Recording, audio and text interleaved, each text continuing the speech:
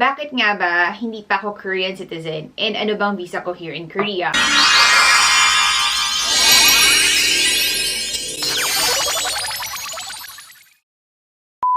IRONA JUSEyo guys! Wake up, wake up! Hi guys! Hello Iranians! Hello Ironatics! Yun yung mga binigyan nilang names eh. But, hello guys! Welcome back to my channel. So today, we're going to have a sit-down video. So parang chikahan lang tayo. But this would be like different from my chikahan lives or live streams in the past. Kasi this one is more of parang medyo informative slash educational slash medyo seryosohang topic. So guys, sorry, medyo maraming slash yun, slash.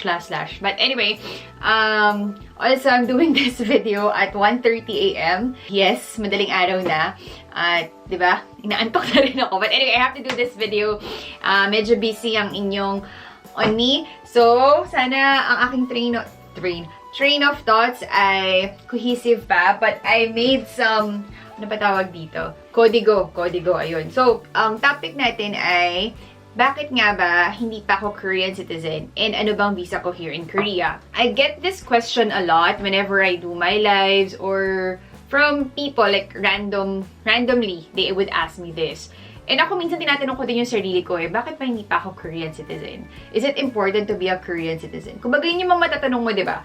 Sa sarili mo. So, tapos, ang follow-up question doon is, kung hindi ka pa Korean citizen, anong visa mo sa Korea? Parang, paano ka na kapag legally, you can stay legally dyan sa Korea? So, yun yung sasagutin natin sa session ng RONAISMS for today. Ayun, so ang itatakal muna natin is, ano bang visa ko here in Korea? Before we move on sa Korean, pagiging Korean citizen. Kasi ano yan they go hand in hand. Also guys, please don't rely solely on what I'm going to share, yung mga pieces of information na itatakal ko, i-share ko sa inyo. It's very easy naman to research online. Google would be your best friend. Also, if ever na meron ako nasabing maling information, please comment down below para ma-correct nyo ako. Alright guys, so let's now talk about the visas. So before I reveal my current visa, reveal, kala mo naman napaka-secret. You have to do like some flashback. Ano ba? I have to provide some background info kung ano yung dati kong visa before I got my current visa. So, kumbaga, dalawang visas yung itatakal ko. So, before coming here to Korea, syempre nasa Pinas ako. Malamang. Before coming here to Korea, nasa Pinas ako, ayun. Okay, train of thoughts, ayun. First, I went here ng tourist visa. Tapos, dito ko na pala inayos yung student visa ko. Ayan, yan. Naalala ko na. So, tatlong visas pala ako, guys. Yung first visa ko was a multiple tourist visa. Yung second visa, eto na nga, yung student visa. So, student visa, meaning I studied here in Korea, in a university. So, in my case, I only studied Korean. So, teka, nasulat ko yan eh. O, ayan, nakita ko na. So, in my case, Korean language trainee or training.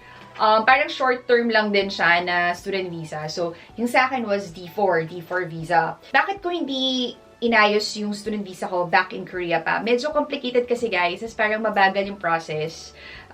You know naman in the Philippines, diba, medyo hindi tayo pali-pali culture like in Korea na mabilisan. And at that time, I asked naman the school coordinator if it's possible to go here on a tourist visa and just apply for a student visa here na talaga sa Korea. And he said, walang problema sa immigration and stuff, all the legalities, blah, blah, blah. So, anyway, I took his word and I came here. But I'm not sure now if that is still possible. I mean, pre-COVID kung possible pa rin yun na dito mo na ipaprocess yung student visa mo and not back in the Philippines. But in my case, that's what I did. So I came here on a tourist visa. So I had my 5-year multiple tourist visa. Diba nga long distance kami ni Keyon for like 7 years. So very helpful yung multiple tourist visa. But with a multiple tourist visa kasi, you can only stay for 30 days. Unlike a single entry visa, now 3 months. So anyway, it means within that 1 month, kailangan ko ma-process yung student visa ko. So I came here in January 2016. So, ang siste, alam ko, pag mag-apply ka for student visa, dapat minimum of 2 semesters yung i-enroll mo. sa experience ko, ganun yung nangyari ha. So, I had to apply for 2 semesters. And I think 1 semester, yung duration niya would be like 8 to 10 weeks. I'm not really sure. Tapos, ang mangyari kasi nun guys, yung visa na yun, kumbaga, bibigay lang, parang, kung hanggat kailan ka nag-aaral dun sa university na yun. Tapos, mag-last lang siya like 15 days. Parang may palugit lang siya. So, from the last day of your classes, 15 days, mag-add ka ng 15 days, hanggang dun ka lang pwede magstay sa Korea. So, it means, if you want to retain your visa, you have to, of course, apply for another semester. So, ayun, nag-aral ako for 3 semesters, and I think, natapos ako by November of 2016, November or December of 2016. Nga pala guys, in Korea, there are different kinds of visas. Kumbaga, nag-fall sila sa different categories. So, sinasabi ko lagi na Korea is a visa-specific country. Bakit visa-specific country? Kasi kung ano yung job mo or ano yung reason mo for staying in Korea, yun yung corresponding visa mo. Basta ilagay ko na lang yung link down below for mga different categories. Ayun, so going back dun sa visa journey ko, sa story ko. So natapos na nga yung student visa ko. Hindi pala siya natapos. I was supposed to go to level 4. So I finished level 1, 2, 3 ng Korean studies ko. And then dapat mag-level 4 ako. And then, so that is another application for a student visa and another bayad sa tuition fee, right? But that time, I was preparing na for my wedding. So ayoko ma-stress. The thing is, pag natapos yung visa ko, canceled na yung tourist visa ko, diba guys? So, pag natapos na yung 15 days na palugit from the last day of my classes, wala na akong visa. And, ito yung reason guys, kasi, di ba parang tatanungin nyo sa akin, bakit nung pumunta ka ng Korea, hindi ka na lang kagad nagpakasal and you get that necessary visa? Kaya ako ginawa guys na I went here on a student visa. Actually, decision ko yun. Si Kiyo naman, go with the flow lang siya. Kasi di ba we've been in a long distance relationship for a long time, for 7 years. So, sabi ko, what if nasa isang country na tayo, like geographically, nandun na tayo, tapos pag hindi pala tayo compatible. Kumbaga parang, hindi naman ako like pessimistic or some sort, pero hindi mo rin kasi talaga malalaman guys eh, di ba? Sabi nga nila, hindi naman nagtatagal ang long distance, but in our case, nagtagal siya. But yun nga, it's a different story pag nandun na kami sa isang country. So, instead of opting to get married and to get that certain visa, I opted for the T4 visa, kahit mas mahal siya and parang isip mo, impractical. But for me, it was the practical choice. It was the practical decision to make. So, yun yung reason why I decided to get the student visa instead of the visa that I have now when I went here in Korea. So, tapos na ako, diba guys? Hindi na ako nag-enroll ng university for yung level 4. It is quite illogical naman na bumalik ulit ako sa Pilipinas, diba? Kumbaga, ginawa ko nga yung parang yung I came here na student visa. Parang hindi naman testing the waters, pero parang gano'n na rin. Para makita namin kung compatible kami. And, yan, prove naman na compatible kami. Etos lang na. Nag-iisip ako na baka hindi kasi nga matagal kami nag-long distance relationship. But, ayun nga, ang naging option namin is to apply for the current visa that I have now, which is yung F6. So, what is F6? F6 is yung marriage migrant visa or yung visa ng spouse of a Korean national. So, it falls under yung F visa series or F series visa. As far as I know, if you're going to apply ng F6 back in the Philippines, you have to go, or you have to undergo like yung CFO. I don't know I forgot what it stands for. And then another requirement would be the Filipina spouse should undergo like a language test, like a Korean test, to check if meron siya kahit basic knowledge of Korean. Or, meron pala, if for example naman, you and your husband speak the same language, for example, like a foreign language, let's say, Tagalog or Filipino, pwede kayo, Tagalog or English, or Filipino and English, pwede kayo ma-exempt dun sa Korean test. Tapos, hindi ko na alam yung mga ibang requirements, guys, kasi nga, hindi naman ako nag-apply na F6 visa sa Philippines. I was on a D4 visa, so parang mas legal yung stay ko, and I was not on a tourist visa. So, medyo mas maluwag sila when I changed my visa from D4 student visa to an F6 or marriage migrant visa. Now, we're gonna go to our second question. Bakit ba hindi pa ako Korean resident? Ang maling connotation kasi guys, akala nila na pag asawa ka ng Korean, automatic Korean citizen ka na. No joke, guys. Even Koreans, they think na yung foreigner is an automatic Korean citizen or Korean national once nakapangasawa sila ng Korean.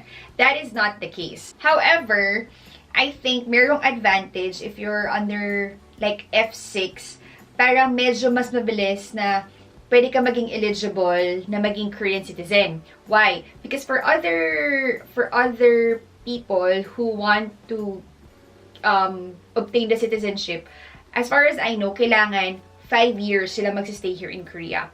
In our case, since married kami sa Korean national, dapat at least married kami ng 2 years doon na parang straight ka nakatira sa Korea, or 3 years, at least meron ka talagang solid na 1 year ka nagstay sa Korea. So it's parang pwede mo sabihin na like you've been married to your Korean spouse for 2 to 3 years. So in other countries, if you want to be a citizen, let's say Canada, US, Australia, UK, you have to be a PR first, permanent resident. In Korea, hindi siya requirement. Actually, you can apply for the F5, parang separate siya. If you want to be an F5, F5 is the permanent resident, or you want to be a Korean citizen. Hindi sila like related na kailangan mo muna maging permanent resident before you apply for Korean citizenship. No. Fast forward, guys. Mahaba na naman yung kwento ko. Bakit ba hindi ako Korean citizen or hindi pa ako Korean citizen? So in my case, more of like personal yung reasons ko. Actually, guys, yung naisip ko kasi nun, kaya lang naman if ever, kung gusto ko talaga mag-apply for a Korean visa, kasi nga diba strongest passport, one of the strongest passports siya in the world. Yung travel, more of the perks of like traveling freely, na hindi mo na kailangan kumuha ng tourist visa. You just have to get like an ETA and you can travel to 185 countries, if I'm not mistaken, visa-free, di ba? Yun yung yun parang pinakahabol ko sa pagkakaroon ng Korean passport. But other than that, I really don't know yung mga iba pang perks. Siguro kasi hindi ko pa rin na-research. For me, yung first reason ko, sabi ko nga, we have plans to move abroad. So, parang, yung practical thing to do is, if we're gonna stay there long term, is kukunin ko yung citizenship nung bansa na yon. So, ang plan ko talaga, guys, is to be like a dual citizen, or to get dual citizenship. So, Filipino and let's say, American citizenship, plus permanent resident here in Korea. Yun talaga yung original plan ko. Second, gusto ko kasi, guys, na parang matatas na ako sa Korean. Alam ko, guys, kino-compliment niyo ako na, oh, you're really good in Korean and blah, blah, you're really fluent. Pero trust me, sinasabi ko nga lagi yun, hindi sa pagiging humble yun, or parang dina-downplay ko lang yung pagiging magaling ko sa Korean. Pero hindi talaga. I can say and I can feel na yung Korean skills ko talaga ay bumaba na compared to like 2 years ago when I was studying in the university. Kasi nga, I don't use it on a regular basis since language of communication namin ni Keyon is English. So parang, ayun, gusto ko talaga maging fluent in Korean. Parang feeling ko, yun yung basis, proof na I'm worthy to get that, I don't know, desired citizenship, or to just plainly get to acquire Korean citizenship. Kumbaga, for me, number one na binibigyan ko ng importance would be yung language, yung Korean language. I think more of, kulang kasi talaga ako sa practice, naging masyadong kampante ako na ano na lang yung alam kong words, sentence pattern, grammar, yun na lang yung ginagamit ko lagi. But I always, like, promise naman na really, I try na sana by next year, I can study and learn Korean again para at least naman mag-improve yung skills ko.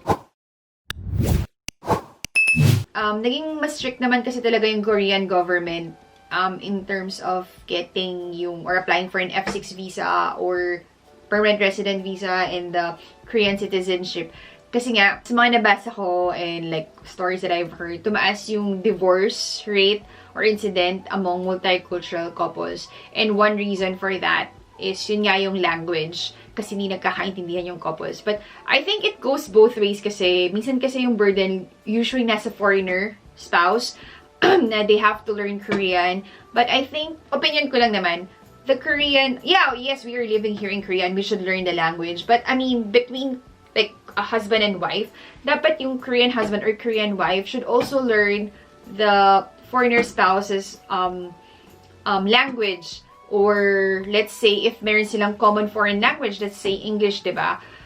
Yun lang din yung narinig ko na sentiments ng mga ibang foreigner spouses. And lastly, possible mag-change naman yung perspective ko once I have my own children, acquiring nga yung Korean citizenship, and most especially if hindi mag-push through yung move namin abroad, which is kind of impossible. Ayun, but of course, I'm still considering getting yung Korean citizenship if ever we'll be residing here like long term. So, ayun lang guys. Ayun na mga kasagutan sa million-dollar questions na talagang with S, and feeling ko million-dollar questions. Hindi ko naman alam kung Care Bears, diba? Kung ano ang visa ko here in Korea and kung bakit hindi pa ako citizen or Korean citizen. But I hope hindi kayo na-bore sa video na to. I hope you find this informative. Thank you for watching. Please like and share if you haven't already. Please click the subscribe and bell buttons so that you will be updated of my uploads. Please do follow me on my social media accounts. And I hope to see you in my next video. Annyeong!